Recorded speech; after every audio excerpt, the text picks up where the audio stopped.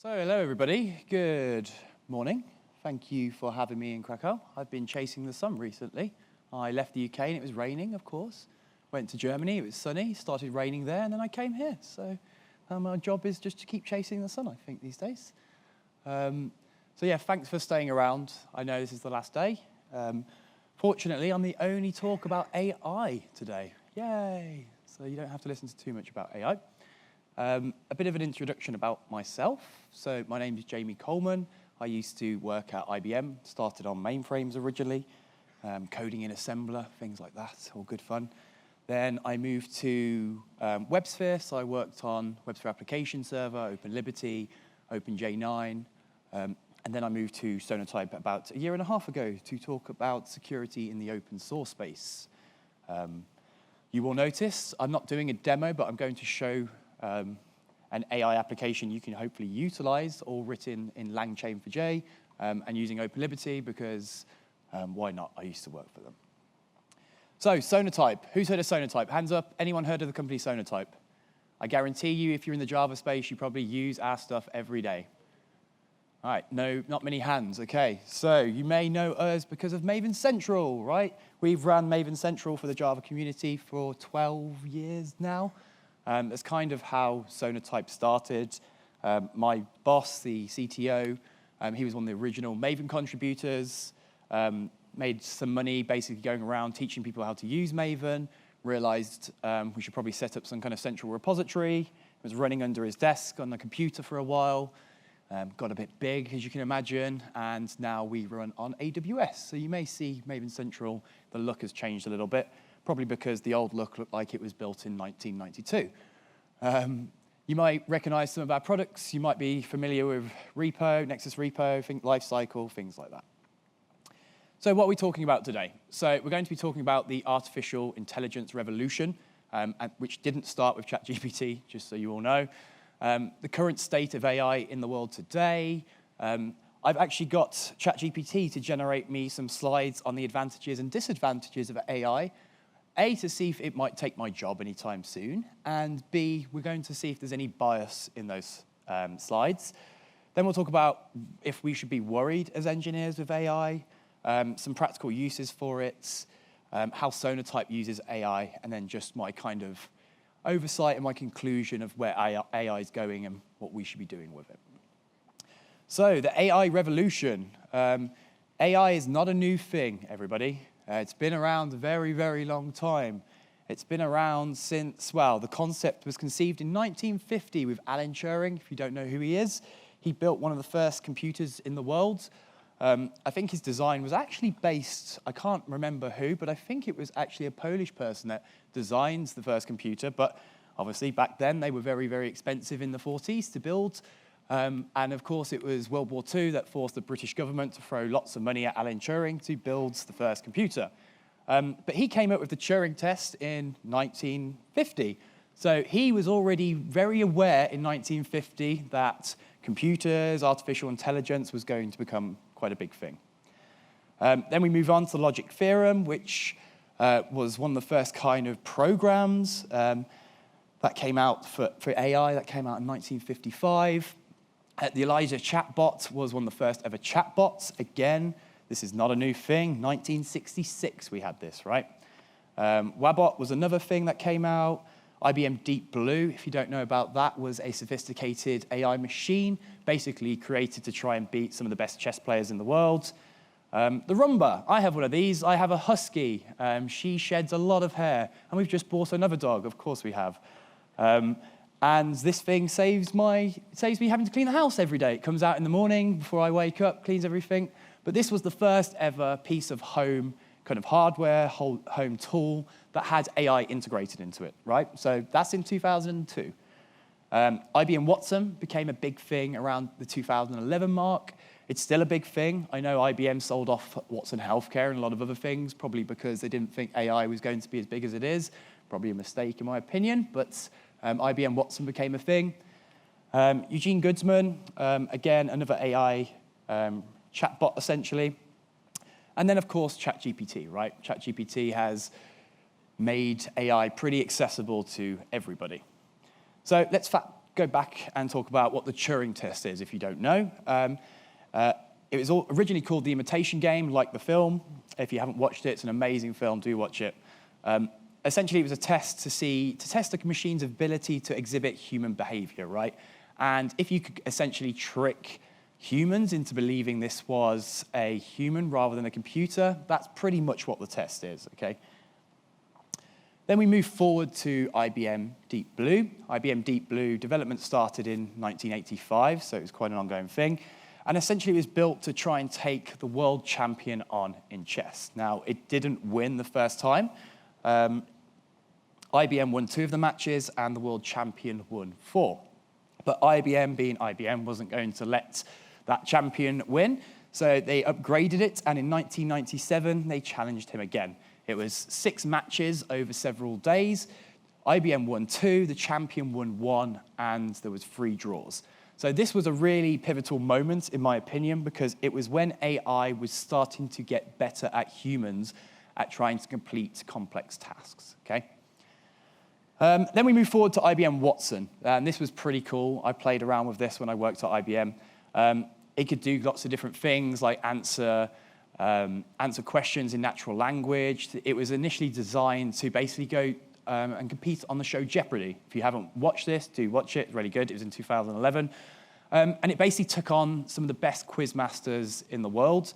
The winning place was $1 million US. It probably cost more in electricity to power the thing than the actual prize money, but it won. They also, in my opinion, and this is why I think it was a mistake that IBM sold off their healthcare thing, Watson had the ability with healthcare to help us with things that are just really difficult for doctors to do, right? So doctors, nurses, people in the medical profession, new treatments, new things come out every day, okay? There's lots of medical journals, lots of medical articles, and no doctor in the world can know everything, okay? But we can train AI systems to do that. So what they were trying to do with Watson and Watson Healthcare essentially was build a system that would be fed all of this new information as it came out and would aid doctors and people in the healthcare profession to essentially be able to find treatments, new treatments quicker because, again, your local practitioner won't know everything, okay? So IBM Watson, really, really cool thing. This was possibly one of the most advanced chatbots of its time. It was developed in St. Petersburg in 2001. The funny thing was it was actually portrayed as a 13-year-old Ukrainian boy. They probably wouldn't have built that now. The reason it was done that is because it had characteristics that you would forgive it if it was mistaken, right? If you trained it to be an adult, you would probably get angrier at the chatbot for getting things wrong. But if you label the chatbot a young boy, oh, you'd probably forgive it if it made some mistakes, right? This was one of the first times that something had basically beaten the Turing test. So in 2005 and 2008, it finished second in Turing test competitions. But then we fast forward to 2014, and this was on the 60th anniversary of Turing's death, and it managed to convince 33% of the judges it was human. And a lot of people in the industry could declare this as passing the Turing test, right? So very, very advanced chatbot. So what's the current state of AI? You're probably all familiar with all these different image and video generation tools. I think there's even an Instagram account dedicated to video generated Tom Cruise. It's quite difficult to tell what's real and what's not. If you haven't had a play around with Adobe Fill, this is amazing. It can touch up your photos. For example, you can ask it to put northern lights in, things like that, and it'll do it effortlessly. And it's very, very difficult to say it's real or not, right? Now we fast forward to ChatGPT. Now, this is what has made AI popular in the last few years. It's made it popular because my grandma can use this, right? My mom can use this. They basically put AI in a web browser that anyone can ask questions to. So this is what's really made AI popular. Whereas if we rewind back to Watson, for example, when I was using that, I'd have to connect to the IBM Watson cloud service. I'd have to have APIs that would talk to it. Whereas now I don't need to do that. I can just go to a web browser, type it in with natural language, and ChatGPT will give me answers. So very, very cool, very, very simple, making AI accessible to everyone. And in January 2023, it became the fastest growing consumer application in history. There's lots of other chatbot systems that's based off it, like Google's Bard or Gemini, things like that. I don't know if Bard's still a thing, but I know Gemini is definitely a thing still. It has a tendency, you've probably all experienced this, to exhibit well, it basically sounds convincing, but a lot of the time it's not correct. It just sounds like it's correct, okay? So generally with any AI system, I'd always say you always need a human there to basically make sure that the information it's provided is, correct.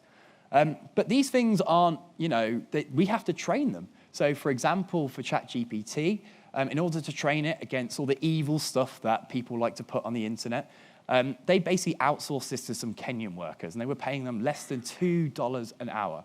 And these people, they were having mental health issues, because you can imagine all the horrible stuff that people put into ChatGPT. They had to go through all of that stuff and train the model to essentially avoid that stuff in future. So they saw some horrible, horrible things. Now, this is not the current case with ChatGPT. This was in the very early days. But as you can imagine with a lot of these things, we have to train them. There's always a human element there to basically, to make sure these things don't go rogue, right? So uses today for AI. How many people here have used AI in their jobs? I see a few of you. Okay, that's actually quite impressive. Usually I get about 5 or 10%, so that's quite good. I use it personally for lots of different things. If I'm trying to start a project, I will use it to get started if it's something a framework or something I don't know about.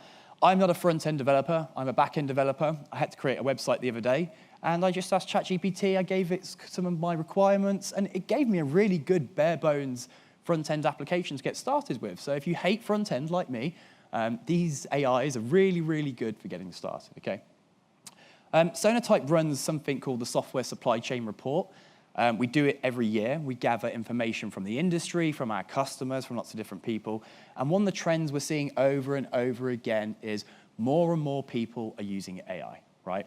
I recently did a talk in Germany this week about static analysis tools. And one of my points there was they can help developers catch up quite quickly. So if you've got junior developers, they can learn quite quickly if you train the models correctly within your organization. So that's one of the things AI can do as well. So really, really useful. So these are some of my favorite tools from AI. I'm going to show you a project that we ran recently in a workshop so you can have a look at it. But these are just some of my favorite ones. So Code Snippet's really cool. It can kind of create error-prone, performance-optimized codes. Copilot, I presume we're all familiar with Copilot. I don't like regex. I hate writing regex, okay? It's one of the most annoying things I've had to do as a developer. So there are, for example, AI out there that can basically take regular expressions or convert English to regex, which can save me a lot of time and a lot of headache because I just hate it. We don't exactly like writing documentation most of the time. It's kind of part of our jobs, yes, but it's not the funnest thing we get to do. We like to focus on innovation and creating the business logic. So things like Mintify, for example, they can understand complex functions and write documentation. Now, the caveat with all of this is you always need a human there to double check this stuff because AI will never get everything 100% correct, okay? So one thing we have used at Sonatype is we have used essentially a chatbot AI, and it's been really, really useful for us because we get lots of questions in the engineering team from sales and marketing, right? We get them all the time. It's very annoying, especially when the information's already in the documentation. But rather than go and read the documentation, they'd rather come and annoy us, okay? How many people have had that? People, sales, marketing? Yes, precisely, right? I've got a solution for you all, okay? So this isn't what we did. We actually bought an off-the-shelf AI. But this is just an example of how you can utilize AI to avoid those problems. So what we did is we bought an AI. We essentially trained it with all our documentation. Every technical bit we have in Sonatype, we fed it into this AI. Now, the sales and marketing, they love it. They can just go to this little chatbot on Slack, and they ask it any technical questions, and it'll come back and give them an answer. Now, again, the caveat is there is an engineer going through those channels every now and again to make sure the chatbot isn't saying anything stupid, because, of course, we don't want sales promising stuff to customers that might not be there, as they do anyway, okay? So using technology and AI for these purposes can save us a lot of time, because then we don't even have to deal with sales and marketing, right? So cool for everybody. This is basically, again, a tutorial. It was provided by IBM, but I used it in a workshop. It uses LangChain for J, and essentially what it does, it uses microprofile, Jakarta E, if you're familiar with those, OpenLiberty, and all it really does is connect to Hugging Face at the back end. You select the model you want to use, and it will use that model, right? But it'd be really easy for anyone here to take this code, create a chatbot in their internal organization. You go and train the models on your documentation or the technical information you have, and that will then allow people that aren't so technical to go and ask the chatbot the question first to see if they can get the answer, right? Because then it gives us more time, and then we don't have to bother keep answering them. So if I go to the article, I'll just show you. Where is my mouse gone? It's over there. How do I bring it back over here? No, there we go, okay. Yeah, so do check out this article. It basically, oh, okay, you can't see it. All right, I won't show the article, but basically, if you look on the screen, this is basically what the chatbot does. It starts up in a runtime. We've just fed it a load of information about Jakarta E, microprofile, that's what we've changed the model on. You just type in your message there, and it gives you a response back, right? So it's a really simple REST application, really simple to implement. And if you follow the tutorial that we have, it'll essentially take that application, tell you how to containerize it, tells you how to put it on the cloud, all the security considerations that you need to worry about with Kubernetes. So it's really a from end to end workshop. It takes about 4-6 hours, but the main part you'll be interested in is the code that we use to create this. And again, very, very simple. It's not many classes, and you can take advantage of AI very, very quickly. All right, now let's get to the AI-generated slides. Let's see if I should be worried about my job. Okay, so all I did is ask ChatGPT, what are the advantages of AI? And then all I did is change the word advantage is to disadvantages, okay? That is the only thing I changed. So let's see if it did a good job. So first of all, ChatGPT mentioned increased efficiency. I'm not going to go through reading all these points, but essentially AI technology can automate repetitive and mundane tasks, like we know, freeing up our time to focus on innovation, okay? Enhanced decision-making. So AI algorithms can analyze lots and lots of information quicker than we can, and essentially can help you make better informed decisions, okay? Improve customer experience, for example. So AI chatbots, like I mentioned, essentially sales and marketing are our customers in engineers, right? We're engineering, they're essentially our customers. And it can provide virtual assistants to basically give them customized support, things like that. What I've noticed with a lot of banks and a lot of things that use chatbots now, they will actually recognize what type of customer you are and give you personalized experiences, which I think is amazing. Cost saving. If we're not having to run the actual application ourselves and we're just using a cloud service, it can be quite cheap a lot of the time. And it can help businesses reduce costs by automating lots of processes. Because at the end of the day, engineers, as software engineers, we're here to innovate, right? We're not here to do repetitive, mundane tasks. And if we can automate it, we should always automate it. So that's one of the things it can do. It can save costs. Enable innovation. So I like to use it to generate pictures for my slides, for example. I cannot draw at all, okay? My wife, even though she's a software engineer, she works at IBM in security, she's amazing at drawing. I cannot draw at all, right? So this is really a lifesaver for me because I can get it to generate pretty much anything I want. Improve safety. So AI can be employed in various industries to improve safety, reduce risk, such as autonomous vehicles, things like that. Kind of the same as the other one, personalized experiences. AI can analyze user data and preferences to deliver personalized experiences, kind of like the chatbot thing. So, in conclusion, this is again all ChatGPT, nothing to do with me. Artificial intelligence offers numerous advantages across various industries, from increased efficiency and enhanced decision-making to improved customer experiences and cost saving. AI is transforming the way we work and the way we live. Embracing AI technology can unlock new opportunities and drive innovation in the digital age. definitely sounds like ChatGPT, right?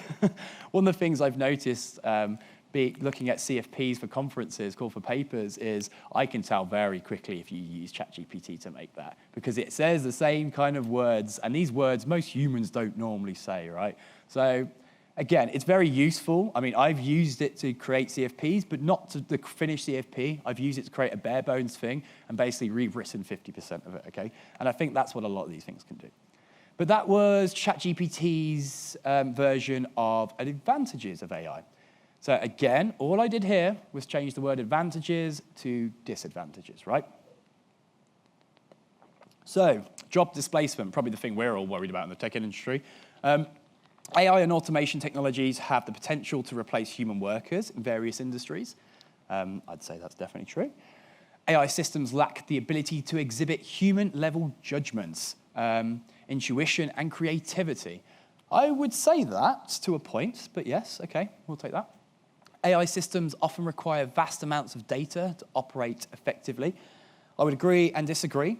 If you're using massive language models like Gemini, yes, you need lots of data because it's trying to do lots of different things, okay? It's trying to please every type of audience. But like I mentioned, for using AI in Sonatype for basically our chatbot, that didn't require too much information, and that's very, very useful. So it just depends, I think, if you're trying to essentially train it to do everything, or if you're trying to train it to do specific tasks. Over-reliance on AI technology can make societies vulnerable when failures happen. Well, I don't think that's an AI-specific thing. I think that's a technology thing in general, right? So yeah, I kind of would agree, but again, that still goes for any type of technology.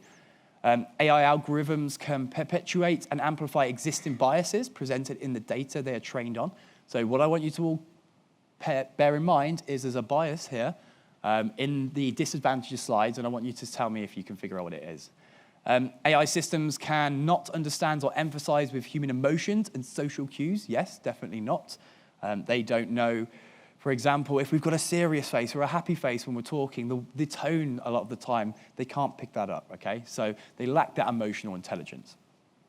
Again, kind of going back to the point it made earlier, I feel like it's repeating some of these points, but as AI automates certain jobs, it can exaggerate the income equality and create a divide between those who benefit from AI and those who do not. That I will 100% agree with, and I'll explain why in a moment. Lack of accountability, right? We look at things like self-driving cars, okay? They're using AI, and it's coming. This is a bit of a dark thing here, but they're coming down the road and they have to make a choice, okay? A child has run in front of this self-driving car. The AI now has to make a decision on, do I run that child over?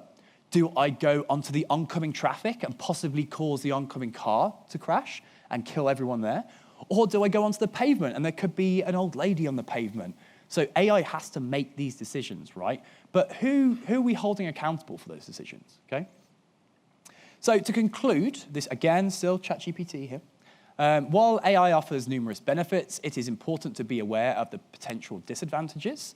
Addressing these challenges requires careful consideration, regulation, and ethical frameworks. Right, now, hands up. Anyone notice the bias between the advantages and disadvantages?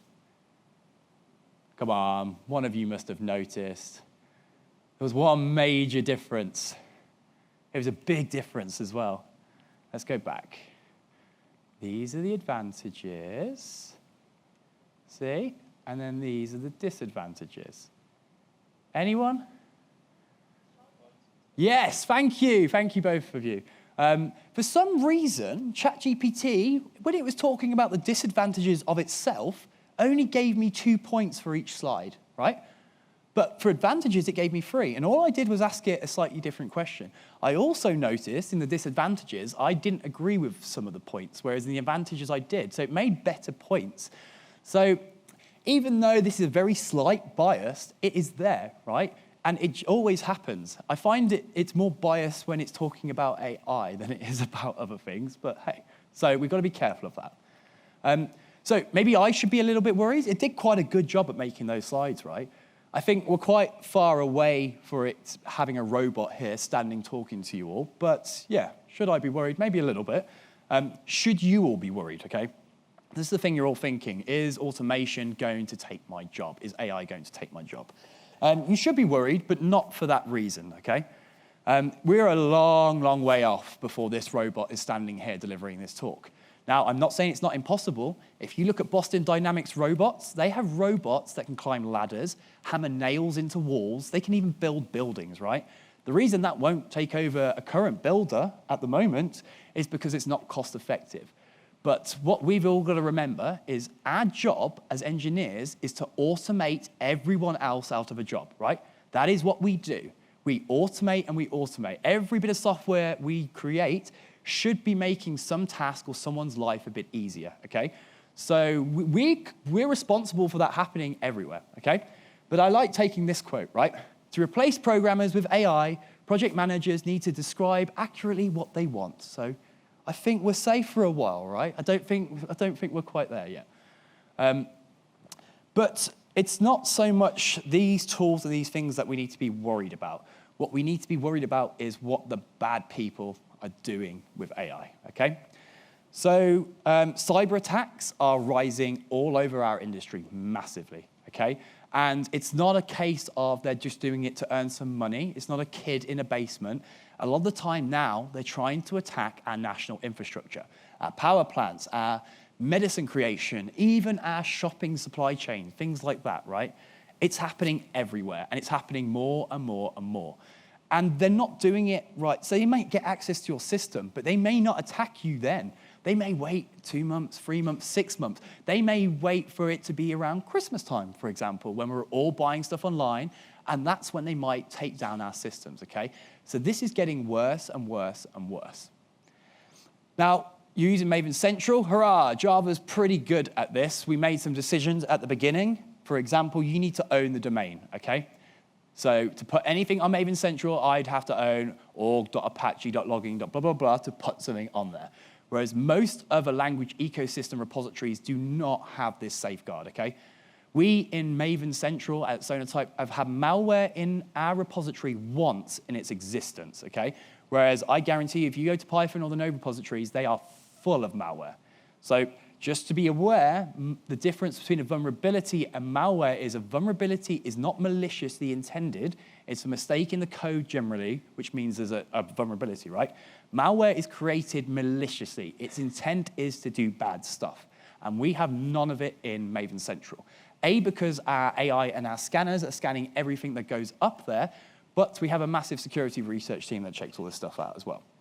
But these are some of the things that can happen, right? So in a lot of repositories, you might find that they'll put a really long 9999 version number, right? We'll go and pull the latest version. All of a sudden, we've downloaded a vulnerability or malware, okay? They might do typo squatting, and basically, instead of log4j, log j4, things like that. And I used to do it all the time. Do you know what I used to do? I used to write dicker instead of docker. Do you know how many times I'd write that? And my commands wouldn't work. But this stuff happens, right? So these two have been defeated because you have to own the domain. But there is nothing stopping someone creating an org.apache domain and uploading stuff there, right? So a lot of the things we've done, we've tried to fix. But then again, there is always things we can improve. So yes, we try and, like I said, Python is just full of malware. We do takedown requests on the Python ecosystem on probably a daily basis. Problem is that they don't have enough people there to take them down quick enough, so that malware sits there for a while. But with Maven Central, we don't have any malware. But everything's hard, right, with this stuff. This is, again, something that 25 years ago we didn't have to worry about. We were writing all the code ourselves. Whereas now, we're not. So we have to think about this stuff. Where are these vulnerabilities coming from? How do we figure that out?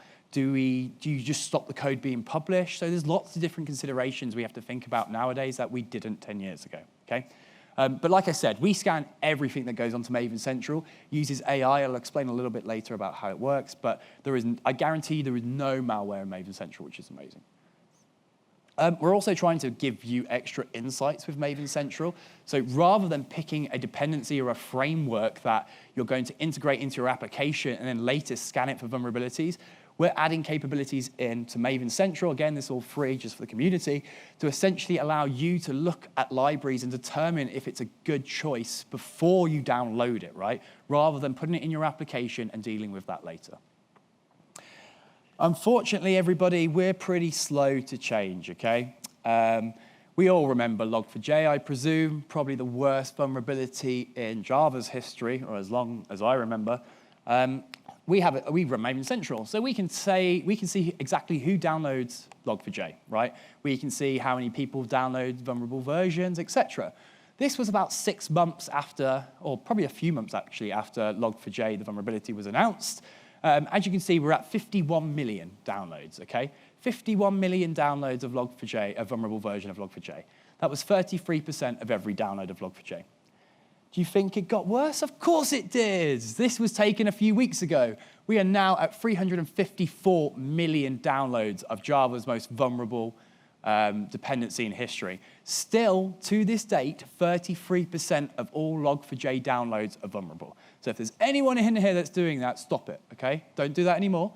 A lot of people keep asking, why don't we get rid of it? Again, we only remove malware. Imagine if we took it down, how many people's builds we would break, right? And in Java, we're quite safe. So Java, generally, you have to hit the line of code or the method that has the vulnerability in it for you to become vulnerable. Whereas if you take Node, for example, you run an npm install, then anything can happen, right? So we need to think about this more and more. But open source is absolutely amazing. We're not going to stop using it anytime soon.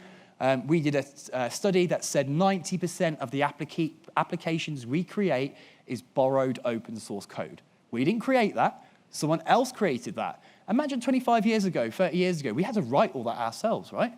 But being able to share all this code has allowed us to innovate at a massive, massive scale and massive speed. So we should take some of that 90% of the savings we have got by using other people's code, and we should be checking to make sure there's no bad stuff in there, okay? I mean, if we take an average Java project, we have 150 dependencies in it, and there'll be 10 releases per year. This is a new task we're having to deal with. 1,500 updates to consider now, right? And again, 25 years ago, we wrote all this code ourselves. We didn't have to care about this stuff. And we've all probably seen this, everything being held up by that guy in Nebraska that's still chipping away at this, this one dependency, keeping it going since 2003, right? This happens a lot. And this is, for example, Spring Framework, right? The Spring Web. We only pull one thing in, right? Then that pulls in other dependencies, and that pulls in more dependencies and more dependencies. And knowing how the health of these dependencies is really, really important, especially in a world where AI can generate malware, okay? I mean, the modern face of cybercrime, what we think it is, it's basically difficult tasks, detailed plots, high technology, elaborate schemes. It's not really, right? A lot of these people are using off-the-shelf stuff, okay? It's very simple. They're trying to do things. They're trying simple things, but in lots of different places, because there will always be that one person who forgot to do something, and the door is wide open for them. And there is now malware as a service, which you can use AI for. I have actually asked ChatGPT to generate me malware. I don't know if it still does this. This was about 6 months ago. And it did. It just generated me some malware in Java. And I was like, wow, this is quite scary. And there are, like I said, don't go here, please. None of you go here. But this is a malware as a service, okay? You can use this service, and it will generate malware for your specific needs. And this, again, is using AI in the background. So very, very scary. Now, to really scare you all, to give you some thought about the scale of crime, it's in 2016, cybercrime surpassed the drug trade, right? That was $450 billion a year, 14,000 US dollars a second. That is equivalent to 50 of the world's biggest nuclear aircraft carriers. I think the US has about 5 or 6 of these. It's a good job all these cyber criminals aren't all together, right? Otherwise, we'd be in big trouble. So I've got data from 2022. Do you reckon that's got worse? Of course it's got worse. It's got a lot worse. It's now $6 trillion US dollars a year. 200,000 US dollars a second. It's equivalent to 620 of the world's biggest nuclear aircraft carriers. Bear in mind, I think in the world, there's only about 20 or 30 aircraft carriers, and that's equivalent to 620 of those, right? So this is crazy. If this was the GDP of a country, it would be the third largest country in terms of GDP in the whole world, okay? These people are making a lot of money. Now, I've read quite a lot of sources that say in 2024, we're now at more than $6 trillion US dollars, okay? That's a lot of money. I mean, what can that buy you? That can buy you a teacher's 162 million teachers' salaries in the US, right? It can pay for 36,000 celebrity divorces. I mean, that's crazy, right? They ask for loads of money when they get divorced. It can buy you a hell of a lot of Priuses. And more importantly, it can buy you 11.97 trillion chocolate bars, okay? That's what we care about, right? These people are taking our chocolate from us. And if this man was here today, would you think he would be in the drug trade? No, we know what happens to people in the drug trade. They get shot, they get killed, they get put in prison, just like him. But cyber criminals don't. They very rarely get caught. And if they do, they get very short prison sentences. He probably wouldn't have loads of drugs and cash around him nowadays. He'd have loads of hackers around him making loads of money because there's a lot more money in cybercrime than there is in drugs now, right? And this is where AI comes in, because AI is not making security any easier for any of us, okay? This was a study done by IBM, and when was it, 2006? We had on average 45 days to fix something that was a vulnerability, something that was malware, okay? We found with Log4j, or IBM found with Log4j, we had less than a day from when that vulnerability was announced to when people started getting hacked, okay? So it's a crazy short window now for you to act upon these things. And open source code is in everything. It's in insulin pumps. I have seen open source code in insulin pumps. It's in aircraft. It's in self-driving cars. It's in trains. And it's getting to the point where a lot of our code is starting to become responsible for people's lives, okay? So we really, and with the introduction of AI, being able to generate malware, get it into our open source code, into our open source repositories, we have to pay a lot of attention to what we're using. So how does Sonatype use AI? Well, we were using it before. It was cool before ChatGPT, okay? We've, again, done lots of studies over this. This isn't just a specific one. Again, check out the state of the software supply chain. It's free to download. But we found that 1 in 8 open source downloads have known risk or vulnerabilities in, right? 1 in 8. That's quite crazy, okay? So what we tried, so this is basically an overview of the Sonatype platform. Where we use AI, for example, is Firewall. So you have your public repositories, you have your internal repositories like Nexus or Artifactory, something like that. And we essentially have a firewall that sits in between. And what that does is that uses AI to scan, this is what we use for Maven Central as well. It scans everything that comes down, it uses AI first to check if there's anything in there that's bad.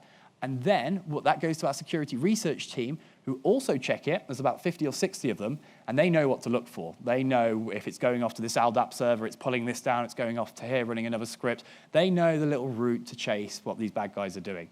And then they retrain the models, right? They retrain the AI to essentially to pick up these things in future.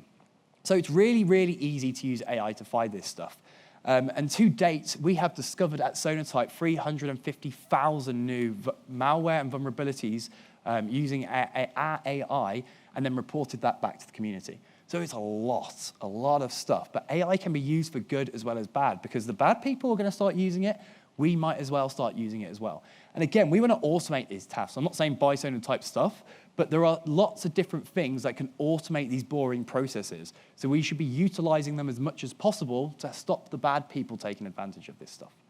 So yeah, basically works like that. It scans everything, goes into a quarantine. If we've seen it before, it's all good, blah, blah, blah, blah, blah. Yeah. So I'll quickly summarize and finish up. By the way, I have loads of stickers here. I'll put the question slides on in a minute.